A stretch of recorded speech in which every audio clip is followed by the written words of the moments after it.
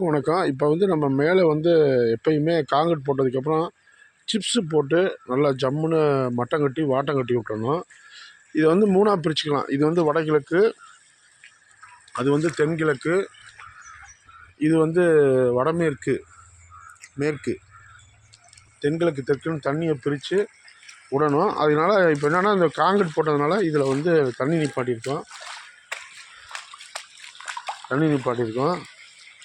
தண்ணி curing set ஆகணும். நல்லா இந்த ஜல்லி வந்து செட் ஆகணும். பில்டிங்கில் வந்து எவ்வளோக்கு எவ்வளோ க்யூரிங் கொடுக்குறீங்களோ அவ்வளோக்கு எவ்வளோ கட்டடம் வந்து ஸ்ட்ராங்காக இருக்கும்.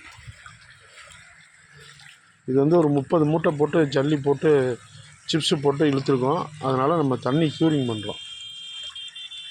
இதுக்கப்புறம் தான் மேலே வந்து நீங்கள் தட்டுவோடு போடலாம், இல்லை தளம் போட்டு இழுத்துனாலும் இழுக்கலாம். பில்டிங் பாருங்கள், ஒரே சதுரம் சிவமாக இருக்குது பாருங்கள். இந்த போர்ஷனை தனியாக பிரித்தாச்சு. இதுவும் அதே மாதிரி சதுரம் சிவகம். இந்த வாட்டம்லாம் வடமேற்கு மேற்கு வழியாக போகிறதுக்காக வச்சுருக்கோம். தண்ணி தெரிய பாருங்கள்.